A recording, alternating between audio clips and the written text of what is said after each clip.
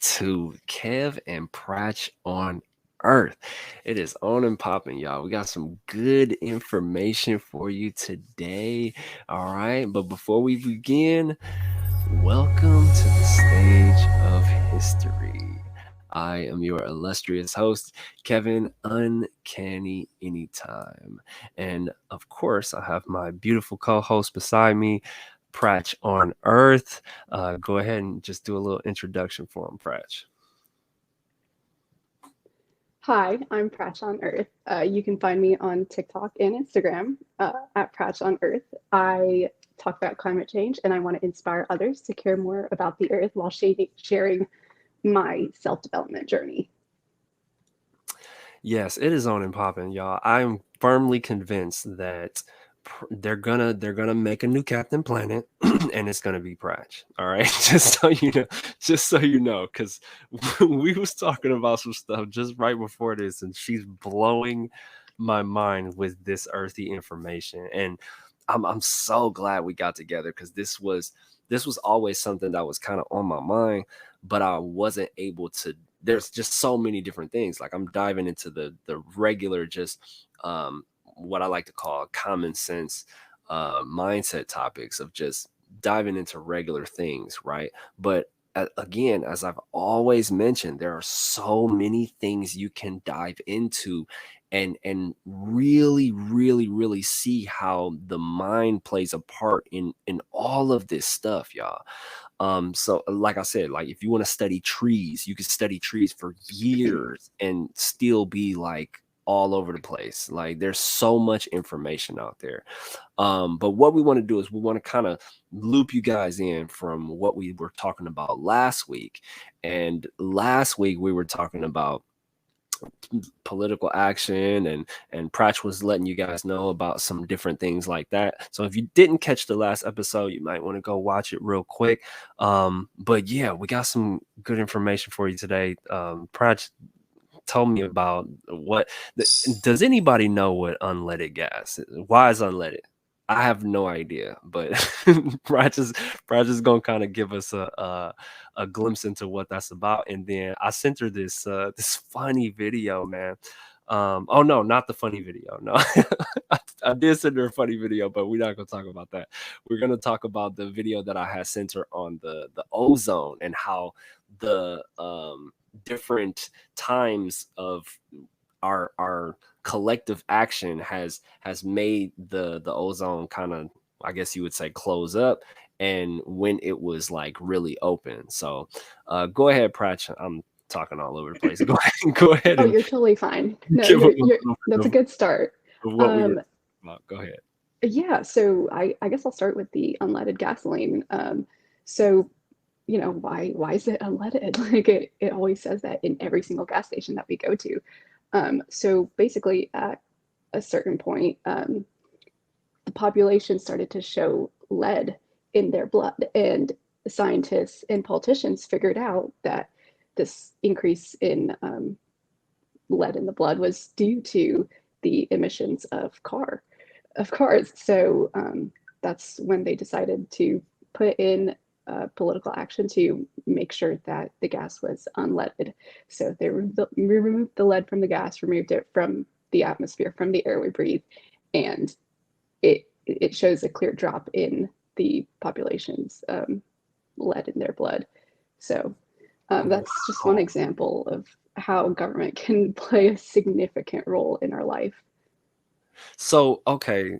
So obviously, and nobody's talking about this. This is very interesting because we talk about, okay, yeah, the Model T was the first car and everything like that, but nobody mentions, hey, we were actually doing some pretty bad stuff with putting just, I guess it would be leaded gasoline. I'm not sure, but we had the wrong gasoline that we were using that was harming us and the environment, and then it switched to unleaded gasoline. I think everybody probably assumes, just like I did, that it's always been unleaded gasoline, but it hasn't been. There was a stark shift in that, and that's tripped out. That's really tripped out. That trips me Yeah, out. I actually learned that recently. I would not have known if I didn't read that in my textbook earlier.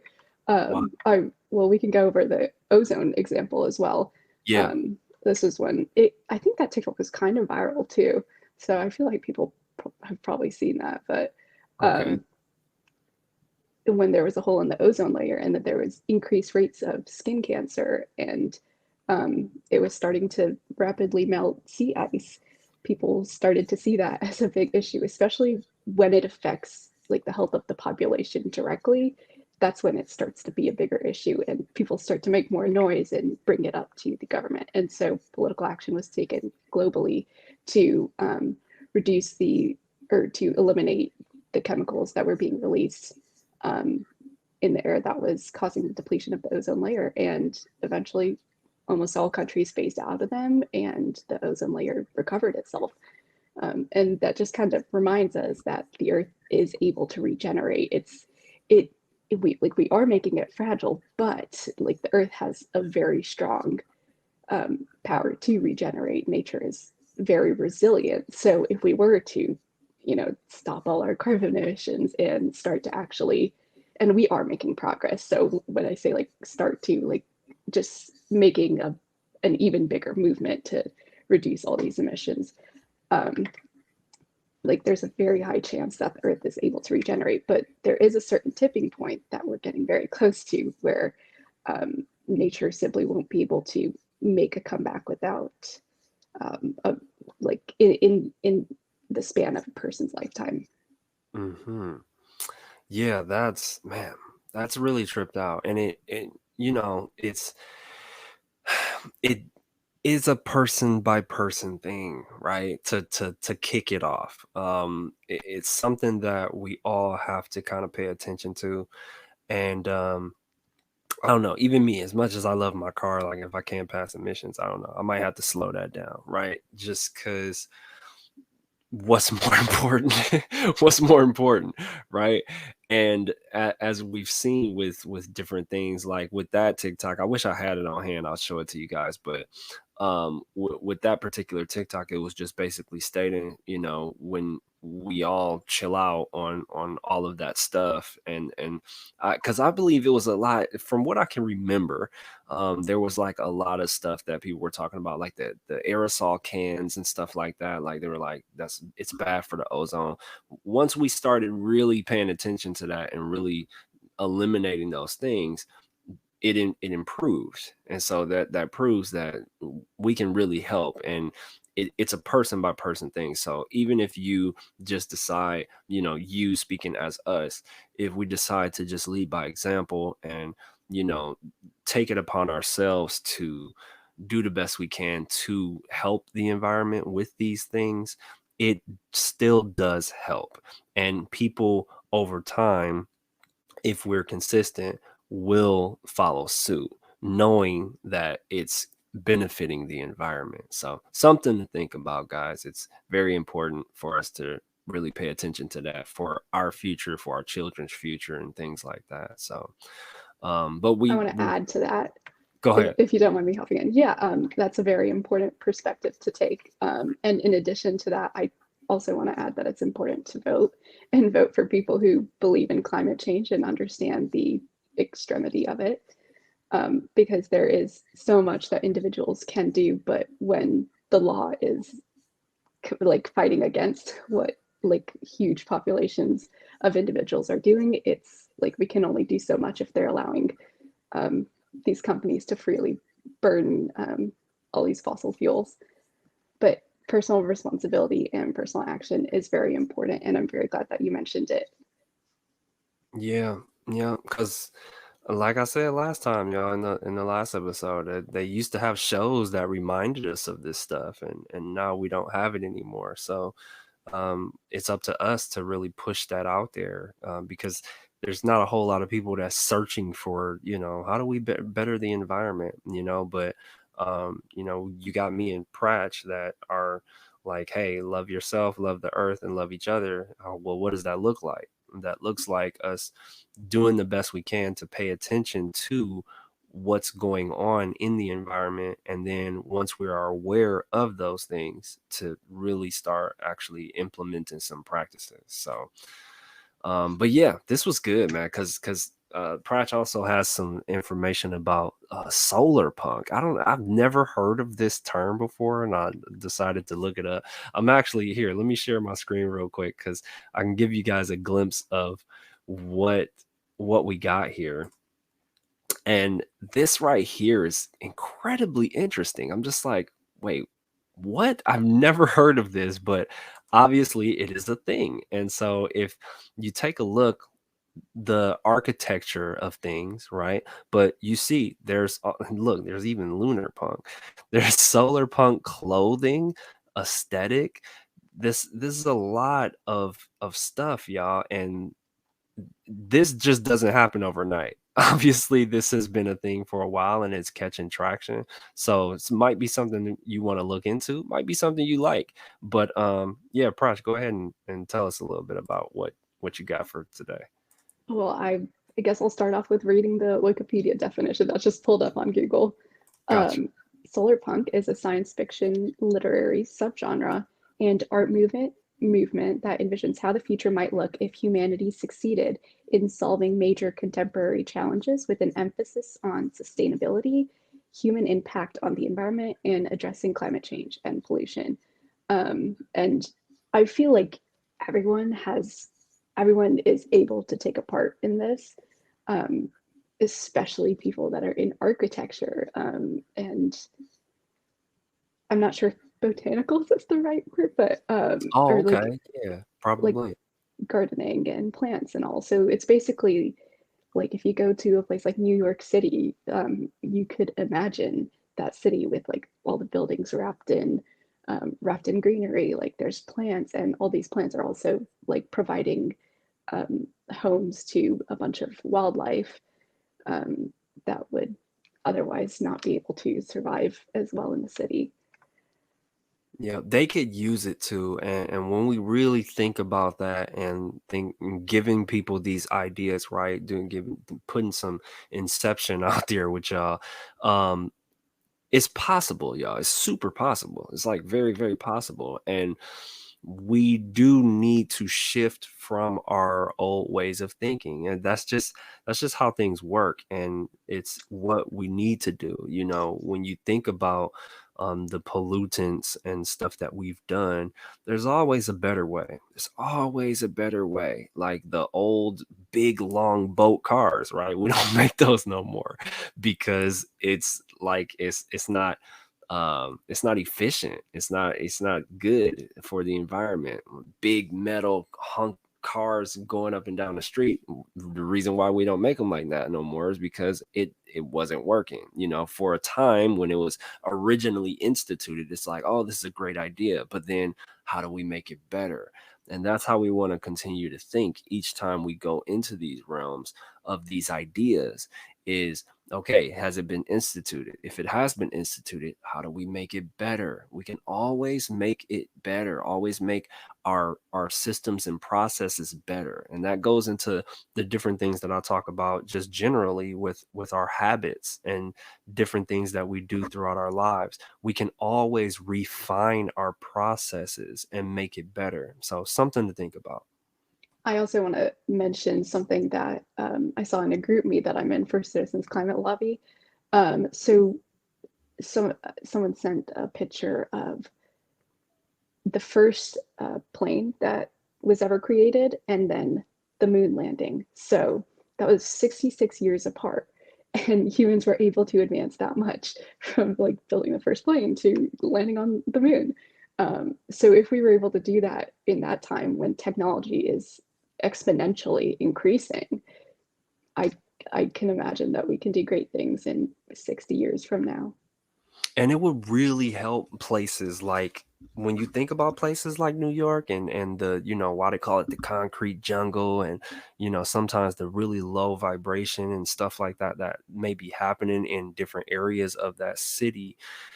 It could help a lot because it's been proven, y'all. I encourage you to look up this IKEA commercial where they have the plants, when they have these speakers talking to the plants, one saying something positive to it, one saying something negative to it, and then over time they show that the one that's speaking negative to it over time is dying quicker. And so if we have these things, this is why I encourage plants in the home too. I encourage you to have some plants in your house. There's a lot of different benefits that come with that, or in your office space. There's just a different feeling when you have these things. Speaking of that, I got to get one in my room. I don't have one in my I gotta room. do that too now. 'Cause I had a snake plant, but it died and I just haven't replaced it. So something I'll have to do. But I also kept snake plants in my office space because I read up on it and I saw that commercial and I was like, this is really tripped out. And what it does though, because they're living things, they grow, the sun, the water, you know, you're feeding it. It's a living thing, and it's progressive. Life is progressive in nature. And so when we continue to hold that idea and then we combine it with, well, okay, how do we make these buildings better?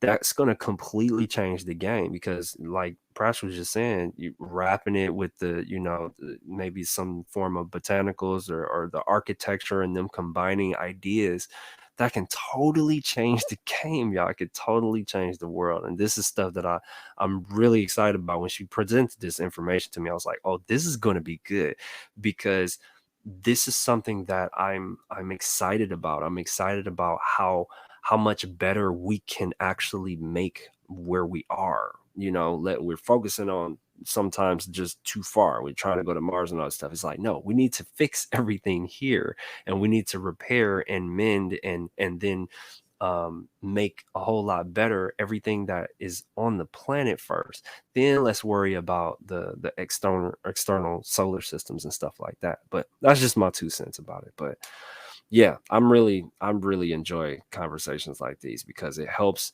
to keep top of mind of like, well, how can I better the environment? Just me, myself, and really think about the different things that I'm doing, that can be like, okay, well, maybe I can change that. Maybe I can do something to help. Maybe I can go plant a tree. I think I'm gonna go look into that actually, and then see different ways that I can play a part. But yeah. You got really good energy, Kev. I was like absorbing that, and I was like, you were so optimistic, and I am too. And I like love that we can just kind of vibe off that, because it's really hard to find people that are excited about our future this way, but they are out there, and they're growing in increasing numbers. Because I think that like when you are in a state of despair, you just kind of like there's a point when you just snap out of it, kind of like how I did, and I was like, okay, like there's no other option. There's no other option. And yeah, it would have a really positive effect on the entire population. Like people would be like literally be friendlier. People would be happier and healthier if we had more plants all around us.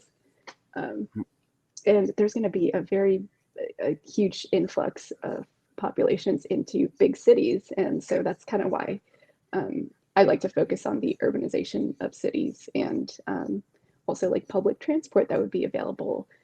People would kind of be like walking, they would be like walking distance from like their place of living to their place of work. Um, it, it would be a lot more inclusive.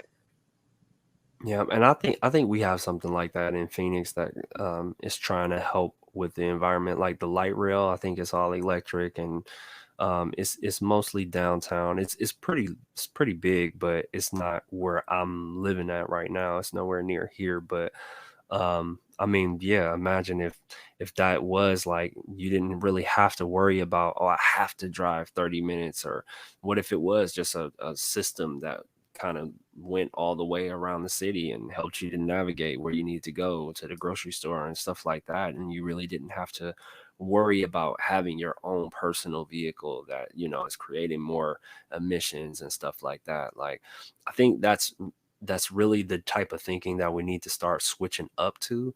Is that, yeah, it's cool, you know, I do appreciate having my old school car and stuff like that, but when we go into the realm of the new idea of, well, hey, this is probably going to be better for the environment, which is going to end result, make you and everyone around you and the earth much happier. Hey, we probably want to do it, you know what I mean? And then figure something else out that we can dive into, if it's not our own personal cars. But that those type of changes sometimes come as a shock to people, because they really hold on to nostalgia and stuff like that, and I get it. Trust me, I totally understand. But at the same time, it's just something that we really got to start considering, because we can't expect, which is what we do sometimes. We can't expect that everything's just going to work itself out. It's like we have to start taking some action. We got to start really thinking about these things and being like, you know what, man, okay, I do have to play a part. I do have to do something. I can't just leave it up to, these people and hope that, oh, yeah, they'll take care of it and just continue to live my life. Because all of a sudden, if they're like, oh no, get in your shelters, then it's like, what happened? And we don't want to get to that point. And I mean, it's not to say that we will or won't. It's just to say that, did I do what I could to be able to try and prevent those negative consequences from happening. And so that's it. Just all plays a part in the mind, man. And this can shift a whole new idea. It'll because that little bit can shift so much, for the idea of money, to the idea of power plants, to the idea of just, there's just so much that it could drastically change. Just one little small thing of let me start caring about the environment. You have no idea the ripple effect that could create. And that's what gets me excited, because again, it's subatomic. It's such a small thing that you think, oh, well, yeah, okay, well, yeah, I'll stop using plastic as much and blah blah blah. And it's like, okay, cool. But it's such a little thing that but it could create such a massive ripple effect out into the world, for a very positive benefit. And that's what gets me so excited about it, is because I'm like, yo, I want to see the fantastic inventions and creations. Oh man, I was sorry, French, I'm going on a tangent, Oh no, but you're good. I was um I was looking at this Terrence Howard thing. I wanted to show you that too, because he's talking about, oh man, I'm gonna send you that. I think I liked it. And so on TikTok. But he was talking about this new technology that I think he's instituting in Africa, as far as like hydrogen and the uses of it, and how it can replace just a lot of technology that's polluting the earth. But yeah, that's the type of stuff I'm talking about, that people aren't really paying attention to, that it's like, you have no idea how massive of a ripple that's going to have into this world. And if we all start gearing our minds towards that, like, how do I self develop? Because once you start thinking about, how do I self develop, you start thinking about everything else and everybody else, and you start being like, well, how can we make this better?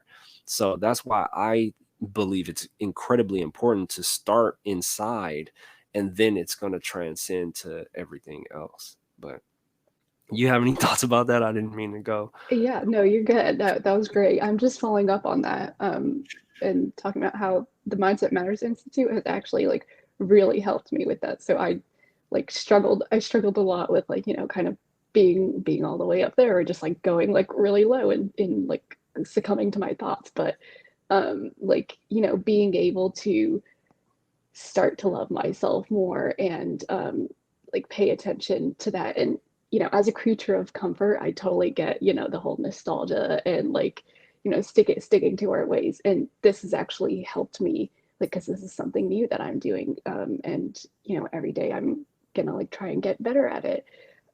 It's helped me to create positive changes in my life. Like, I'm like getting more productive, and I'm feeling more confident. So uh, this is my personal like shout out to Mindset Matters Institute, because it would be really great to have more people on there as well. And we have amazing people on there right now. Yeah, yeah, that's what's up. That's what's up. All right. So what else? Let's see what else we got. Okay, where will most of the population live? Oh yeah. See, you know what?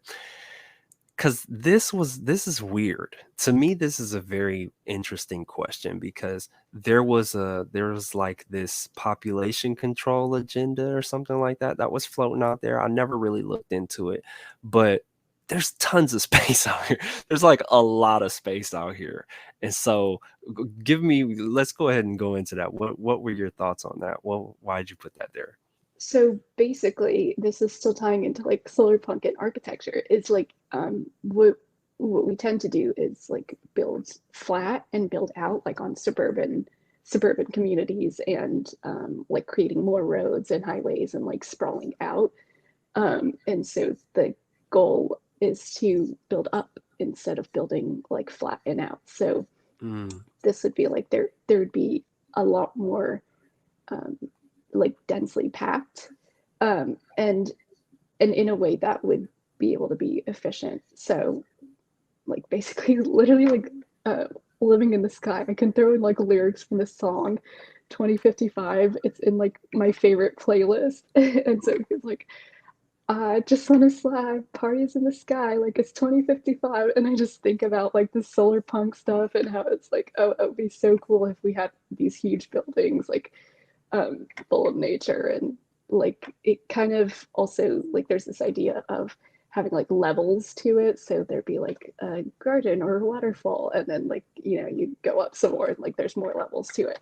wow. But this is like to accommodate there's going to be a lot more people living in cities, like I mentioned, as well as people that are migrating due to climate change, because there are already like islands that have been sinking underwater. There are so many climate refugees that will make their way to other countries, and especially the United States. So it's even more important to be an understanding human and be compassionate and be kind and be accepting, because like there's really nothing that like separates all of us. It's just an illusion of the mind, because we're all pretty much the same and we come from the same source.